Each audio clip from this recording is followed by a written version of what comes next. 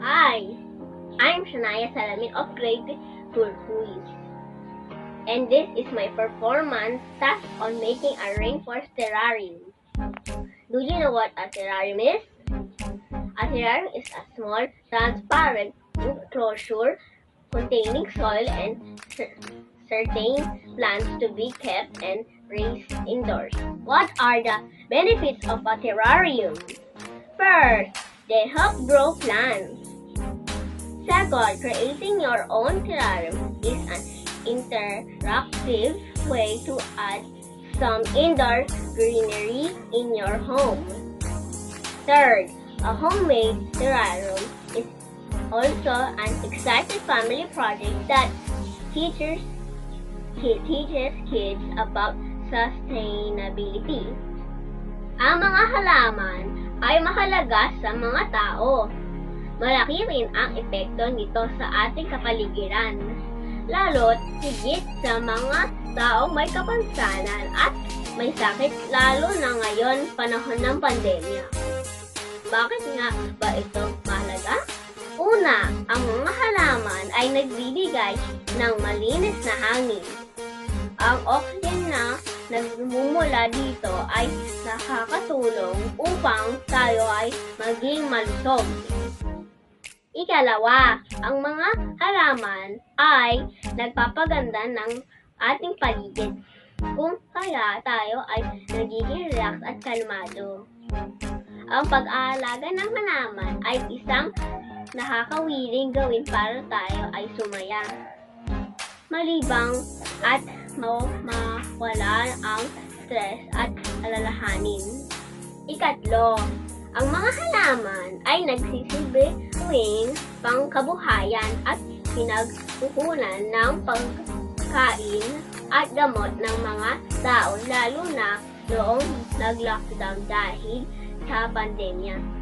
Halina mga kaibigan, bata at matanda, panoorin niyo po ako ngayon kung paano tayo makagawa ng isang mini garden o ang tinatawag na rainforest terrarium. Una, ihanda ang mga kailangang materyales.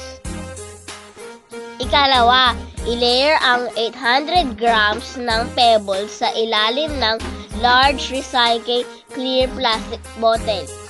Ikatlo, ipatong ang screen o kulambo na ginupit ng pabilog sa ibabaw ng pebbles.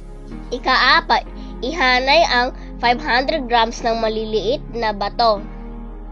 Ikalima, muling lagyan ng screen. Ikaanim, dahang-dahang ihanay ang 750 grams ng mixed soil.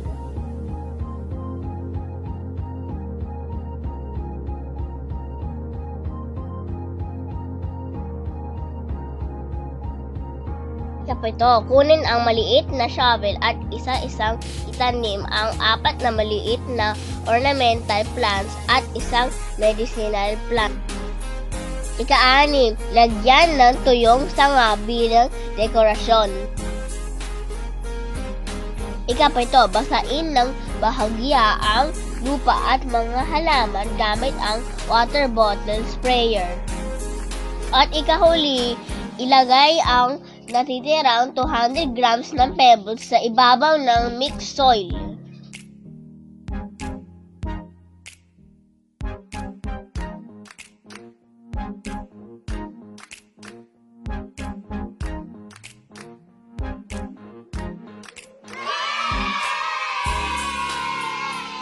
Ayan! Tapos na po ang ating terrarium. Madali lang gawin, di ba? Kaya para maging malinis ang hangin sa ating kapaligiran ay umpisahan na po natin ang pagtatanim sa sarili nating mga bahay. Pagkat ang halaman ay di nagbibigay ng oxygen sa ating mga baga, kundi nagbibigay rin ito ng oxygen sa ating kaluluwa. Ano daw ang paboritong kulay ng mga Pasigenyo? Ano daw?